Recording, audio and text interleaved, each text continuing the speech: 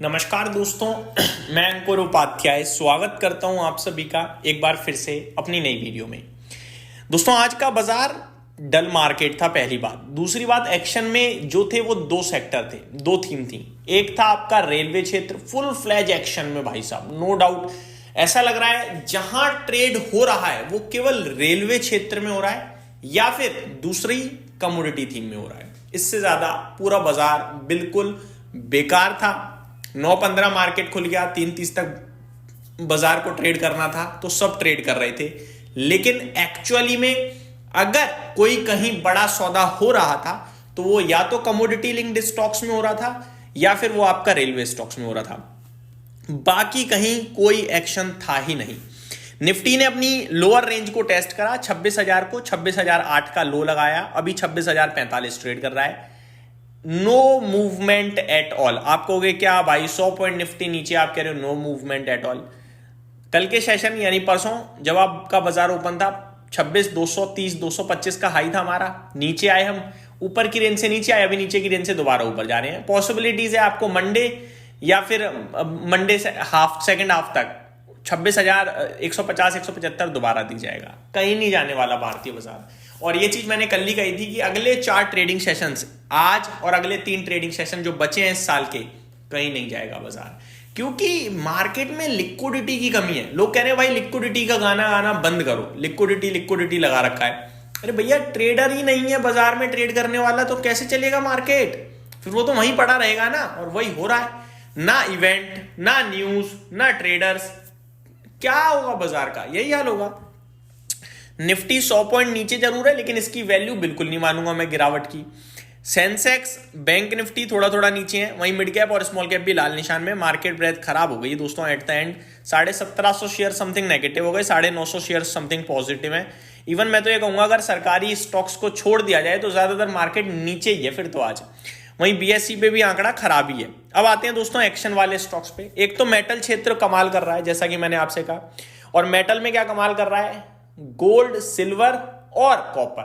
अब उसी के स्टॉक्स कमाल कर रहे हैं। कॉपर का हिंद कॉपर, सिल्वर का हिंदुस्तान जिंक और गोल्ड का कोई स्टॉक है नहीं। इनके साथ साथ रेयर अर्थ मिनरल्स में जीएमडीसी आ जाता है, वो कमाल कर रहा है आप सभी के लिए। बाकी अगर आप नोटिस करो तो एल्यूमिनियम भी हाई पे ही चल रहा है, तो हिंडाल्को भी थोड़ा बहुत अपमूव दे देता है। बाकी फ्लैटिस टाइप ही कामकाज है। बड़ा कामकाज जो हो रहा है हिंद कॉपर, हिंद जिंक और हिंडाल्को थोड़ा बहुत और मूव दे रहा है इनके साथ साथ। बात करें रेलवे स्टॉक्स की तो यहां पूरी तरीके से धमाका हो रहा है। आरवीएनएल 12% ऊपर है, आईआरएफसी 10% ऊपर है, जीएमडीसी 7.5%, हिंद कॉपर 9%, रेलटेल 6%, टीटागर 5%, इरकॉन 4.5%। ये कमाल की तेजी में थे आज के सेशन में।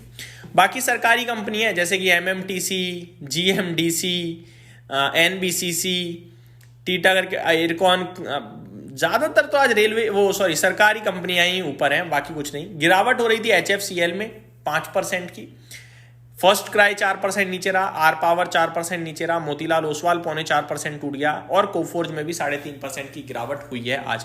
कोफोर्ज के स्टॉक की बात करें तो आज इनकी बोर्ड मीटिंग भी है फंड रेजिंग को लेकर। जब से एक खबर आई है तब से ही स्टॉक गिर रहा है। आज मेरे को लगता है क्लियरिटी आने के बाद ये शेयर मंडे से आपके लिए समझ जाना चाहिए।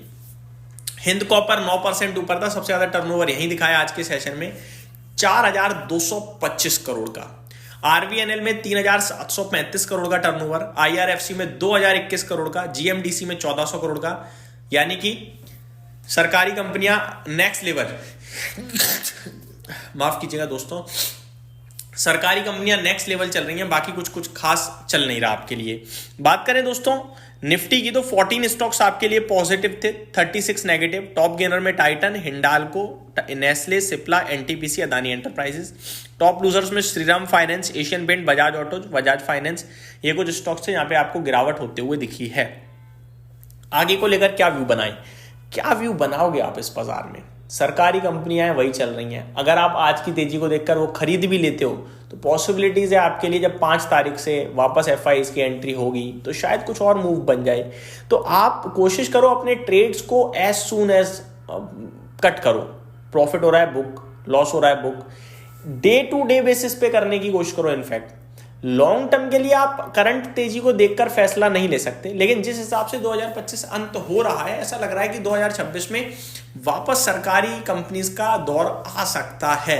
अगर हम लोगों ने देखा 5 जनवरी के बाद से भी सरकारी कंपनी एक्शन में रही, एफआईज के आने के बाद भी, तो फिर मुझे लगता है कि ये हो सकता है कि 2026 के सेक्टर ऑफ द ईयर बन जाए, जिसके लिए अभी तो मुझे वेट करना है। बाकी इस बजट में भी मेरी एक्सपेक्टेशंस काफ़ी हैं रेयर अर्थ डेटा सेंटर से जुड़ी हुई कंपनी को लेकर, और कल मैंने इसके ऊपर एक डिटेल वीडियो भी आप सभी के साथ शेयर करी थी।